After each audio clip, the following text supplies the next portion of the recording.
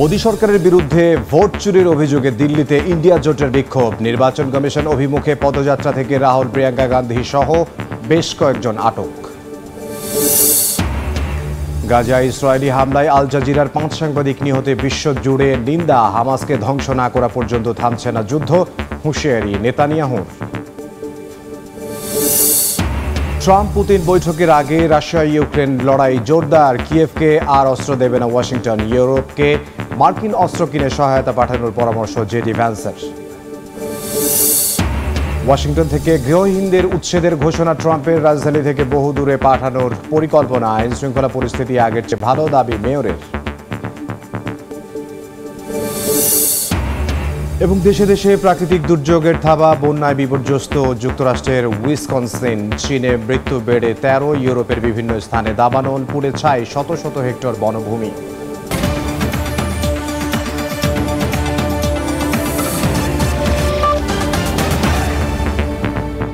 আন্তর্জাতিক সময়ের সঙ্গে আছে আমি ইমদাদুল হক।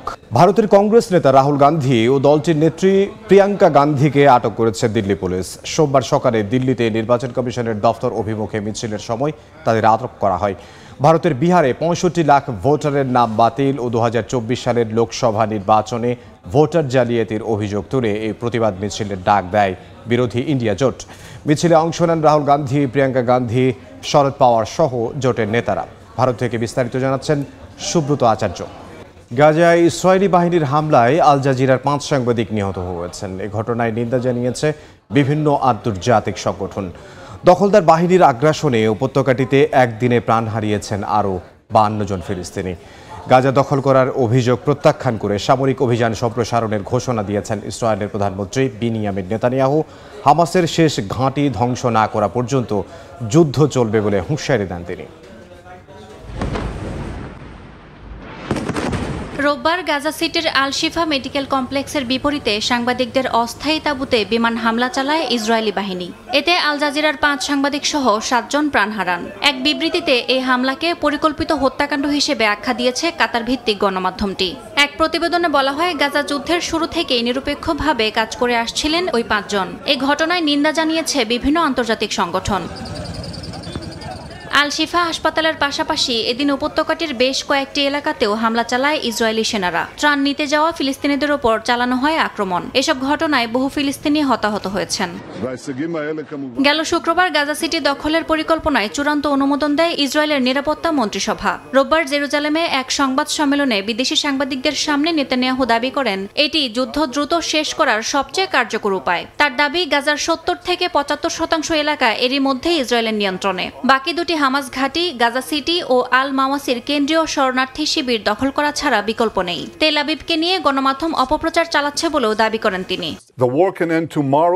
যদি হামাস অস্ত্র ত্যাগ করে এবং বন্দীদের মুক্তি দেয়, তাহলেই যুদ্ধ শেষ হবে। হামাস অস্ত্র ত্যাগ করতে অস্বীকৃতি জানিয়েছে, তাই ইসরায়েলের হামাসকে পরাজিত করা ছাড়া আর কোনো বিকল্প নেই। এদিন জাতিসংঘ নিরাপত্তা পরিষদের জরুরি বৈঠকে সহকারী মহাসচিব সতর্ক করেন, এই পরিকল্পনা কার্যকর হলে গাজায় আরেকটি বিপর্যয় নেমে আসবে, যা নতুন করে গণহত্যা, বাস্তুচ্যুতি ও ধ্বংস ডেকে আনবে। গত মে থেকে খাদ্য সংগ্রহ করতে গিয়ে 1370 জনের প্রাণহানির ঘটনাও তুলে ধরে জাতিসংঘ। এদিকে আগামী সেপ্টেম্বরে জাতিসংঘের সাধারণ অধিবেশনে ফিলিস্তিনকে স্বীকৃতি দেবে অস্ট্রেলিয়া। সংবাদ সম্মেলনে বিষয়টি নিশ্চিত করেন দেশটির প্রধানমন্ত্রী। নিউজিল্যান্ডও ফিলিস্তিনকে স্বীকৃতি দেওয়ার কথা বিবেচনা করছে। ইয়াসমিন অনন্যা, সময় সংবাদ। ট্রাম্প পুতিনের বৈঠকের আগে রাশিয়া ইউক্রেন যুদ্ধ তীব্র আকার ধারণ করেছে। ইউক্রেনের জাপোরিজঝিয়া সহ একাধিক শহরে রুশ বিমান হামলায় অন্তত 12 জন আহত হয়েছেন। পাল্টা হামলায় রাশিয়ার সারাতভ অঞ্চলের একটি তেল শোধনাগারে ভয়াবহ বিস্ফোরণ ঘটেছে। এরই মধ্যে ইউক্রেনকে আর অস্ত্র সহায়তা না দেওয়ার ঘোষণা দিয়েছে যুক্তরাষ্ট্র। দেশটির ভাইস প্রেসিডেন্ট জেডি ভ্যান্স ইউরোপের দেশগুলোকে মার্কিন অস্ত্র কিনে কিয়েভের পাশে দাঁড়ানোর আহ্বান জানিয়েছেন। রোববার ইউক্রেনের নিপ্রো পেট্রোভস্ক অঞ্চলের একটি রেলওয়ে হাবে হামলা চালায় রুশ বাহিনী। রাশিয়ার প্রতিরক্ষা মন্ত্রণালয় জানায়, একদিনে দীর্ঘপাল্লার ড্রোনের গুদাম, সাজোয়া যান, গোলাবারুদের ডিপো সহ 134টি ইউক্রেনীয় সামরিক স্থাপনায় হামলা চালানো হয়েছে। উদ্দেশ্য ছিল দনবাসে ইউক্রেনীয় সামরিক সরঞ্জাম সরবরাহ বন্ধ করা। এছাড়াও জাপোরিঝিয়ায় বাসস্ট্যান্ড, আবাসিক এলাকা ও একটি ক্লিনিকে বিমান হামলা চালায় রুশ বাহিনী। এতে বেশ কয়েকজন আহত হয়েছেন, যাদের মধ্যে একজনকে ধ্বংসস্তূপ থেকে জীবিত উদ্ধার করা হয়েছে। পাল্টা হামলায় রাশিয়ার দক্ষিণ পশ্চিমাঞ্চলীয় সারাদভের একটি তেল শোধনাগারে আঘাত হানে ইউক্রেন। এতে বিস্ফোরণ ও অগ্নিকাণ্ড ঘটে। কিয়েভের দাবি, নিপ্রো পেট্রোভস্কের দাচনে গ্রাম এখনও তাদের নিয়ন্ত্রণে রয়েছে। ইউক্রেনের প্রেসিডেন্ট ভলোদিমির জেলেনস্কি জানান, রাশিয়া কোনোভাবেই যুদ্ধ থামাতে চায় না, তাই নিষেধাজ্ঞা ও আন্তর্জাতিক চাপ বাড়ানো জরুরি। এদিকে মার্কিন ভাইস প্রেসিডেন্ট জেডি ভ্যান্স সাফ জানিয়ে দিয়েছেন, ইউক্রেনকে আর অস্ত্র সহায়তা দেবে না যুক্তরাষ্ট্র। বলেন, নাগরিকরা ইউক্রেন যুদ্ধে মার্কিন অর্থ দিতে দিতে ক্লান্ত হয়ে গেছে। ইউরোপীয় দেশগুলো চাইলে ওয়াশিংটনের কাছ থেকে অস্ত্র কিনে কিয়েভকে সাহায্য করতে পারে। এর মধ্যেই 15 আগস্ট ডোনাল্ড ট্রাম্প ও ভ্লাদিমির পুতিনের আলাস্কায় বৈঠকের প্রস্তুতি চলছে। ট্রাম্প ইঙ্গিত দিয়েছেন, সম্ভাব্য চুক্তিতে ভূমি অদলবদলের বিষয়ও থাকতে পারে। ইয়াসমিন অনন্যা, সময় সংবাদ। যুক্তরাষ্ট্রের রাজধানী ওয়াশিংটন থেকে গৃহহীনদের উচ্ছেদ করে বহুদূরে পাঠানোর পরিকল্পনার ঘোষণা করেছেন মার্কিন প্রেসিডেন্ট ডোনাল্ড ট্রাম্প। অপরাধীদের জন্য দিয়েছেন সরাসরি কারাবাসের হুঁশিয়ারি।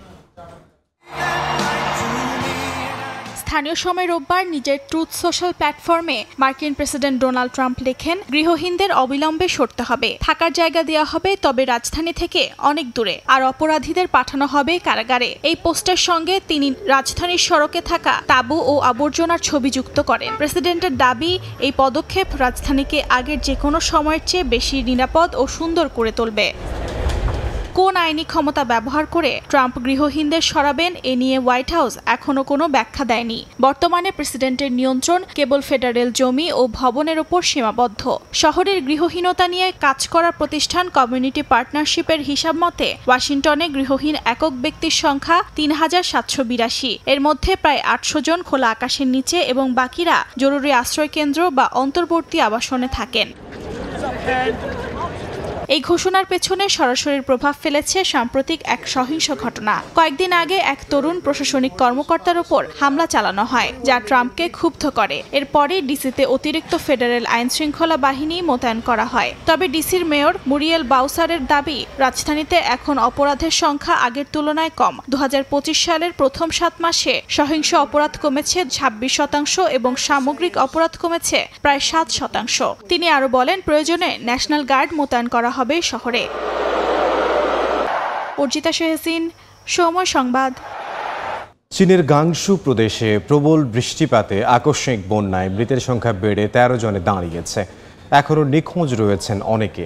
বন্যার বিপর্যস্ত জাপানও, পাশাপাশি যুক্তরাষ্ট্রের উইসকনসিনে প্রবল বর্ষণে বন্যা পরিস্থিতির আরও অবনতি হয়েছে। এতে স্থবির হয়ে পড়েছে জনজীবন। ভারী বৃষ্টি ও বজ্রপাতের কারণে জরুরি সতর্কতা জারি করা হয়েছে মেক্সিকো সিটিতেও।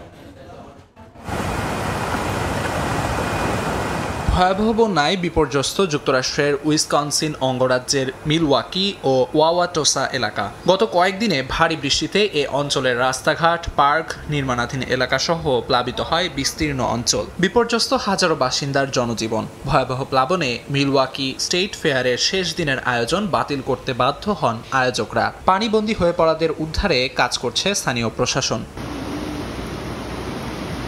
মেক্সিকো সিটিতে শনিবার থেকে ভারী বর্ষণ ও বজ্রপাতের কারণে বেশ কয়েকটি অঞ্চল প্লাবিত হয়। সামাজিক মাধ্যমে প্রকাশিত ভিডিওতে প্লাবিত রাস্তাঘাট, প্রবল স্রোতের ছবি দেখা গেছে। স্থানীয় সিভিল প্রোটেকশন কর্তৃপক্ষ জরুরি সতর্কতা জারি করে নিরাপত্তা নিশ্চিতে প্রয়োজনীয় পদক্ষেপ নিতে শুরু করেছে। এদিকে চীনের গাংশু প্রদেশের ইউঝং এলাকায় বৃহস্পতিবার সন্ধ্যায় শুরু হওয়া প্রবল বর্ষণে ভয়াবহ বন্যা ও ভূমিধসের ঘটনা ঘটে। এতে ক্ষতিগ্রস্ত হয় বহু বাড়িঘর, ভেঙে পড়ে গুরুত্বপূর্ণ সড়ক ও সেতু, বিচ্ছিন্ন হয়ে পড়ে যোগাযোগ ব্যবস্থা। এরই মধ্যে প্রায় 10,000-এর বেশি বাসিন্দাকে ঝুঁকিপূর্ণ এলাকা থেকে নিরাপদ স্থানে সরিয়ে নিয়েছে স্থানীয় প্রশাসন। নিখোঁজদের উদ্ধারে কাজ করছে উদ্ধারকর্মীরা। বন্যা পরবর্তী পুনর্বাসন ও অবকাঠামোগত সংস্কার কাজ শুরু করেছে কর্তৃপক্ষ। বিক্ষিপ্ত ভারী বৃষ্টিপাতে বন্যার কবলে পড়েছে জাপানের কিউশু দ্বীপও। পরিবহন ব্যবস্থা এতে ব্যাপকভাবে প্রভাবিত হয়েছে। বৌদ্ধ বন উৎসব ঘিরে ছুটির সময় বন্যার কারণে কাগোশিমা ও হাকাতা এলাকার বুলেট ট্রেন সহ স্থানীয় রেল পরিষেবা বন্ধ হয়ে পড়ায় বিপাকে পড়েন অনেকে। বিদ্যুৎ বিচ্ছিন্ন হয়ে পড়ে 6,000-এর বেশি পরিবার। আমিরুল ইসলাম আলিফ, সময় সংবাদ। ভয়াবহ দাবানলে পুড়ছে ইউরোপের বিভিন্ন দেশ। ইতালি, স্পেন, গ্রিসে তাণ্ডব চালাচ্ছে দাবানল। ইতালির দক্ষিণাঞ্চলে ভয়াবহ দাবানলের কারণে শত শত হেক্টর বনভূমি ও আঙুর ক্ষেত ক্ষতিগ্রস্ত হয়েছে। স্পেনের লিওন প্রদেশে একযোগে চলছে 7টি দাবানল। ক্ষতিগ্রস্ত হয় বহু গাছপালা ও ফসলি জমি। পুড়ছে বনাঞ্চল, আগুন নেভাতে নিরলস পরিশ্রম করে যাচ্ছে দমকল বাহিনী। স্থানীয় সময় রোববার ইতালির দক্ষিণাঞ্চলের টেজিনো শহরের বনাঞ্চল থেকে শুরু হওয়া দাবানল মোকাবেলায় জাতীয় নিরাপত্তা বাহিনীকে জরুরি ভিত্তিতে মোতায়েন করে সরকার। ভোরে আকাশপথে পানি ছিটানো শুরু হলেও রাতভর মাটিতে আগুন নেভানোর কাজ চলে, যদিও তার আগেই পুড়ে গেছে শত শত হেক্টর বনভূমি ও আঙ্গুর ক্ষেত। ইউরোপের আরেক দেশ স্পেনের লিওন প্রদেশে চলছে একযোগে 7টি দাবানল। এর মধ্যে ইয়েরেস ও অরালো শহরের কাছে থাকা 2টি অগ্নিকাণ্ডের কারণে জারি করা হয় লেভেল 2 সতর্কতা। ধোঁয়ায় ছেয়ে যায় পুরো এলাকা। এ ঘটনায় ক্ষতিগ্রস্ত হয় বহু গাছপালা ও ফসলি জমি। তীব্র তাপপ্রবাহের মধ্যে সেনাবাহিনীর জরুরি ইউনিটকে আগুন নিয়ন্ত্রণে নামানো হয় মাঠে। কবলিত এলাকার বাসিন্দাদের নিরাপদে সরিয়ে নেওয়া হয়েছে বলে জানায় সংশ্লিষ্ট কর্তৃপক্ষ। এদিকে গ্রিসের রাজধানী অ্যাথেন্সের কাছে কারাটিয়ায় আগুন আংশিক নিয়ন্ত্রণে এসেছে বলে জানা গেছে। তবে ঝড়ো হওয়ার কারণে আবারও বাড়ার সংখ্যায় অব্যাহত রয়েছে ঝুঁকিপূর্ণ এলাকা থেকে বাসিন্দাদের সরিয়ে নেয়ার কার্যক্রম। দেশটির অন্যান্য এলাকা যেমন প্রাচীন অলিম্পিয়া ও কেফালোনিয়াতেও আগুন কিছুটা নিয়ন্ত্রণে এসেছে। অর্জিতা শেহজিন, সময় সংবাদ। তুরস্কের উত্তর পশ্চিমাঞ্চলে 6.1 মাত্রার শক্তিশালী ভূমিকম্পে একজন নিহত হয়েছেন। আহত হয়েছেন অন্তত 29 জন। রোববার স্থানীয় সময় সন্ধ্যায় সিন্দিরগি শহরে এই ভূমিকম্প আঘাত হানে। ধসে পড়ে 16টি ভবন। পরে অভিযান চালিয়ে ধ্বংসস্তূপ থেকে উদ্ধার করা হয় এক বৃদ্ধার মরদেহ। দেশের রাজধানী ইস্তাম্বুলেও ভূমিকম্পের ঝাঁকুনিতে অনুভব হয়েছে, তবে সেখানে কোনো ক্ষতি বা হতাহতের খবর পাওয়া যায়নি। পর্তুগালের পার্লামেন্টে পাস হওয়া সংশোধিত অভিবাসী আইনের 5টি ধারাকে অসাংবিধানিক বলে রায় দিয়েছেন দেশটির সাংবিধানিক আদালত। এতে করে প্রেসিডেন্টের ভেটোতে আইনটি পুনরায় উত্থাপন করা হবে সংসদে। লিসবন থেকে তারিকুল হাসান আশিকের রিপোর্ট। বামপন্থী রাজনৈতিক দলগুলোর মতপার্থক্যের মধ্যেই প্রধান বিরোধী দল কট্টর ডানপন্থী সেগার সমর্থনে গত 16 জুলাই একরকম তড়িঘড়ি করেই সংসদে নতুন অভিবাসন আইন পাশ করে ক্ষমতাসীন মধ্য ডানপন্থী জোট ডেমোক্রেটিক অ্যালায়েন্স। সেদিনই চূড়ান্ত অনুমোদন ও অধ্যাদেশ জারির জন্য পাঠানো হয় প্রেসিডেন্টের কার্যালয়ে। তবে সংশোধিত আইনে সংবিধানের সাথে সাংঘর্ষিক হয় এমন নানা বিষয় রয়েছে এমন আশঙ্কায় তাতে চূড়ান্ত অনুমোদন না দিয়ে 24 জুলাই সেটিকে সাংবিধানিক আদালতে পাঠান প্রেসিডেন্ট মার্সেলো রেভেলো ডি সাউজা।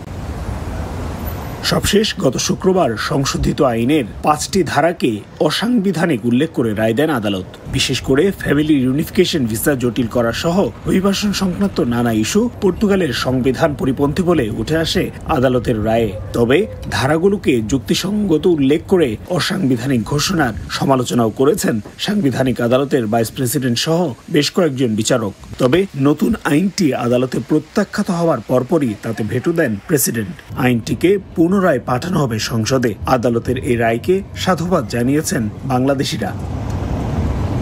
সংশ্লিষ্ট নানা আইন সংশোধন করে অভিবাসীদের নিয়ন্ত্রণ বা অভিবাসন কঠোর করতে ক্ষমতাসীন ও প্রধান বিরোধী দলের তৎপরতার শেষ নেই।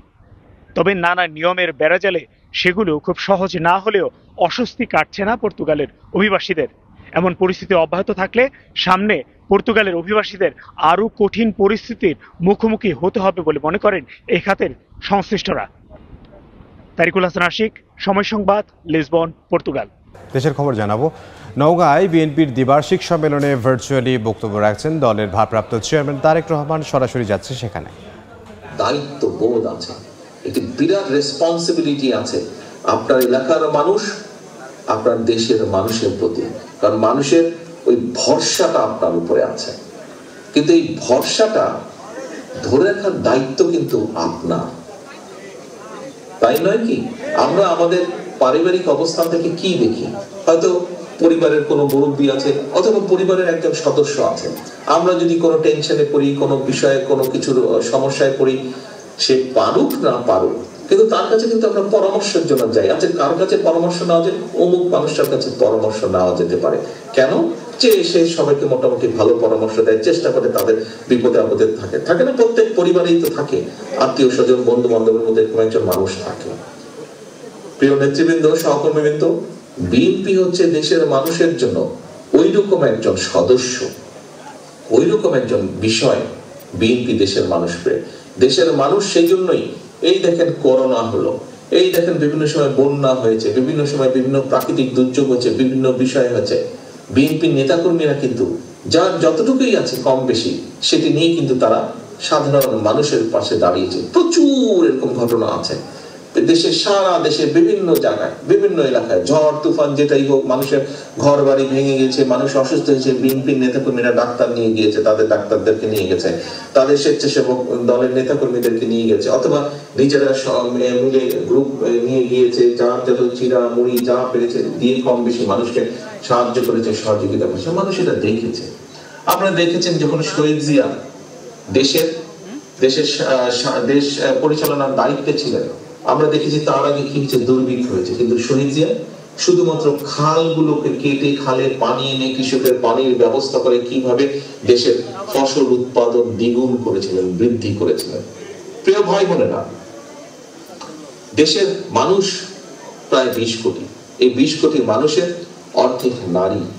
এখন এই অর্ধেক জনসংখ্যাকে পিছনে রেখে কিন্তু আমরা দেশকে সামনে নিতে পারব না, এবং একটি জাতিকে যদি সামনে এগিয়ে নিয়ে যেতে হয় অন্তত বেসিক শিক্ষা ব্যবস্থাটা নিশ্চিত করতে হবে। আমরা কি দেখেছি, নওগাঁয় বিএনপির দ্বিবার্ষিক সম্মেলনে ভার্চুয়ালি যুক্ত হয়ে বক্তব্য রাখছিলেন বিএনপির ভারপ্রাপ্ত চেয়ারম্যান তারেক রহমান। আমরা সরাসরি ছিলাম সেখানে। এই ছিল আন্তর্জাতিক সময়ে, সঙ্গে থাকুন সমাজ।